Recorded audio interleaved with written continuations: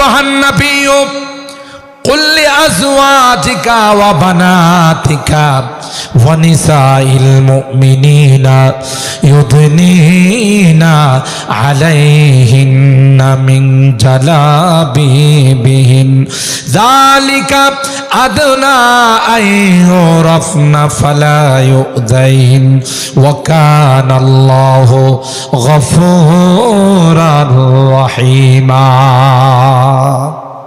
আল্লাহ বলেন, হে পয়গম্বর, আপনার পত্নীগণকে, মুসলিম নারীদেরকে বলে দিন, এরা যদি বিশেষ কোনো প্রয়োজনে রাস্তায় যায়, এরা যদি ইমার্জেন্সি কারণে বাহিরে যায়, এরা যেন শালীন পোশাক পরে যায়, এরা যেন বোরকা পরে যায়, যতক্ষণ পর্যন্ত গন্তব্যে, যতক্ষণ পর্যন্ত তার ঘরে না পৌঁছবে, ততক্ষণ পর্যন্ত তার নিরাপত্তার জিম্মাদার আমি আল্লাহ।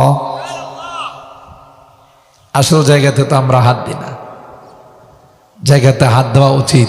নেগেটিভ পজিটিভ একত্রিত হলে ফায়ারিং হয়। নারী পুরুষের মধ্যে আল্লাহ আকর্ষণ দিয়েই বানাইছেন, ঠিক না? প্রথম পুরুষকে কে? আদম আলাইহিস সালাম, আফজালুন নাস। আর দ্বিতীয় মানুষকে হাওয়া আলাইহিস সালাম, ঠিক না? প্রথম মেন হলেন আদম, আর সেকেন্ড মেন হলেন হজরতে হাওয়া আলাইহিস সালাম। কথা বলেন ঠিক কিনা?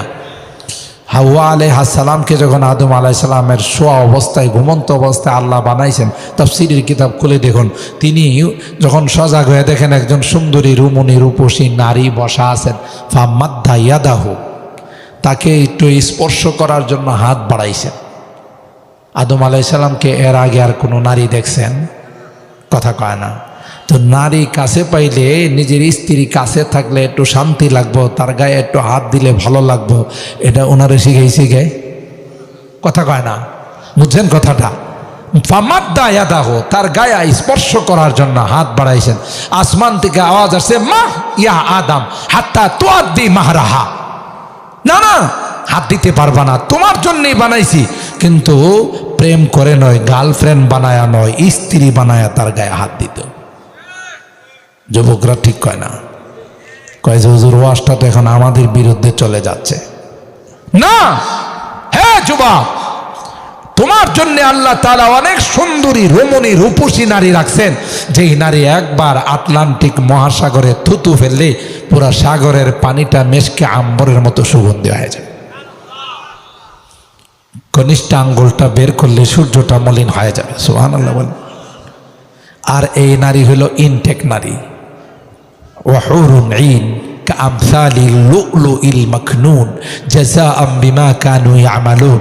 আল্লাহ বলেন, এ যুবক, দুনিয়ার কোন নারীর সাথে, বেগানা নারীর সাথে তাকে তুমি গার্লফ্রেন্ড বানায়ো না, বান্ধবী বানায়ো না, তার দিকে তাকায়ো না, তার সাথে কথা বলো না, তাইলে আমি আল্লাহ তোমাকে জান্নাতি হুর পুরস্কার দেব। সুবহানাল্লাহ। কথা বলেন ঠিক না বেঠিক? তো এই নারী, যেই নারী দেখা যায় একজনের নয় 10 জনকে নষ্ট করে, তাদের বিরুদ্ধে আইন হওয়া উচিত। কথা বলেন ঠিক কিনা? হেলে দুলে রাস্তায় চলে অন্য পর পুরুষকে, যুবককে নষ্ট করার জন্য, এ মা, না না, আল্লাহ তোমাকে এই জন্যে বানান নাই। মা, তুমি হলে সবচাইতে দামি। এই যে মা বাবার হকের মধ্যে মার কথা 3 বার বলা হয়েছে, ওয়াসাইনাল ইনসানা বিওয়ালিদাই হামালাতুহু উম্মুহু কুরহা ওয়া ওয়াদাআতুহু কুরহা ওয়া হামলুহু ওয়া ফিসালুহু 30 শাহরা। মা 3টি ধাপ এমন ভাবে অতিবাহিত করে যার মধ্যে বাবার কোনো অংশীদারিত্ব নাই। কথা কি ঠিক বললাম? 1 নম্বর হলো কনসেপ্ট যখন করে বাচ্চা, মা কিছুই খাইতে পারে না, ঠিক না বেটি? যা খায় বমি হয়ে যায়, এই কষ্টটা একমাত্র মা করে। 2 নম্বর ধাপ হলো প্রসব ব্যথা যখন শুরু হয়, এটা মা ছাড়া আর কেউ বলতে পারবে না এই ব্যথার যে কত যন্ত্রণা। কথা কি ঠিক? 3 নম্বর, 2টা বছর এককভাবে মা সন্তানকে দুধ পান করায়। রাত নাই, দিন নাই, সকাল নাই, সন্ধ্যা নাই, শীত নাই, গরম নাই, যখনই বাচ্চা কান্না করে তখনই তাকে দুধ খাওয়ায়। এই 3টা ধাপ কে অতিবাহিত করছে বলেন? এই জন্য মার কথা 3 বার বলা হয়েছে। রাসূল আকরাম সাল্লাল্লাহু তাআলা আলাইহি ওয়াসাল্লামকে যখন জিজ্ঞাসা করা হলো, মান আহাক্কু বিহুসনি সাহাবাতি ইয়া রাসূলুল্লাহ, আমার সেবাবার সবচেয়ে বেশি হকদার কে? উম্মুকা, মা। দ্বিতীয়বার মা, তৃতীয়বার মা, চতুর্থবার কার কথা বলছে? বাবা। তাহলে 3 বার কার কথা বলা হলো? তো মার দাম কম না বেশি বলেন? আল্লাহ কোরআনে কারিমে একটি সূরা নাজিল করেছেন, সূরাতুন নিসা। সূরার নামকরণ করেছেন নিসা, মা জাতির নামে, পুরুষের নামে একটা সূরাও কোরআনে নাই। কথা কয় না? তাহলে কোরআনে কারিমে নারীদের নামে সূরার নামকরণ করাতে কি তাদের মান, তাদের দাম কমছে না বাড়ছে? কিন্তু এরা কি কয় সমান চায়? সমান চায়। আল্লাহ কয় বেশি দিছি, বেশি দিছি, এরা কয় সমান চায়। তাহলে আকলের মধ্যে কিছু ডিস্টার্ব আছে না নাই? আর এই আন্দোলন করার কারণে সরকারের পক্ষ থেকে বলা হলো এতদিন তো রাস্তাঘাটের মাটি শুধু পুরুষরা কাটছে, এখন তোমরাও কাটো, তাহলে সমান সমান। লাভ হয়েছে না লস হয়েছে? কথা বলেন। হে মুসলমান, হে মা বোনেরা, আপনাদেরকে আল্লাহ দামি বানাইছেন, সবচাইতে দামি বানায়া পাঠাইছেন। দামি জিনিস খোলামেলা থাকে না, প্যাকেটের ভিতরে থাকে। সুতরাং পর্দা আপনাদের উপরে ফরজ। নামাজ যেমন ফরজ, মা জাতির উপরে পর্দাও ফরজ।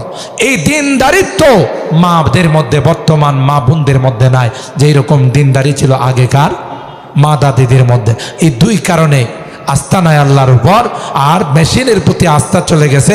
দিনদারি আগেকার যুগের মা দাদিদের মধ্যে এখন মা বোনদের মধ্যে নাই। সেই কারণেই আল্লাহর উপর আস্থা না থাকার কারণে সন্তান এখন স্বাভাবিকভাবে হয় না, সিজারে হয়। কথা কি আমি ঠিক বললাম? এখনো আল্লাহর কসম, কোন নারী যদি আল্লাহর উপর পূর্ণাঙ্গ আস্থা রাখেন যে না আমার বাচ্চা আল্লাহ দিয়েছেন, সেই বাচ্চা আল্লাহ খালাস করবে, আমি কসম করলেও হানেস হব না, আল্লাহ তার বাচ্চা নরমালে দুনিয়াতে পাঠাবে। কথা কি ঠিক না বেটি? আল্লাহ বলেন ওয়াবিল ওয়ালিদাইনি ইহসানা, না না এমন কোন আচরণ করবা না যে আচরণের দ্বারা মা বাবা কষ্ট পায়। এ গোলাম, যে ধাপগুলো মা অতিবাহিত করেছেন, পৃথিবীর কোনো মানুষ সেই ধাপগুলো অতিবাহিত করে নাই। এই জন্য মা বাবা বড় সেন্সিটিভ জিনিস। উমা জান্নাতুকা ওয়া নারুকা, এই মা বাবা তোমার জান্নাত, এই মা বাবা তোমার জাহান্নাম।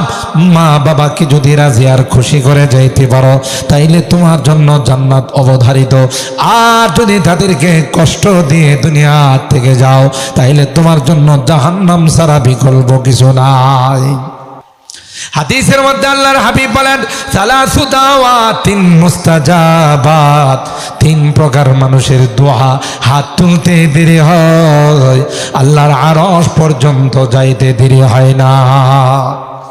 দাওয়াতুল ওয়ালিদ আলা ওয়ালাদিহি লিওয়ালাদিহি, পিতা মাতা সন্তানের জন্য যদি কোনো দোয়া করে দোয়াটা যেমন কবুল হয়ে যায়, বদদোয়া করলেও সেটাও আল্লাহর কাছে কবুল হয়ে যায়।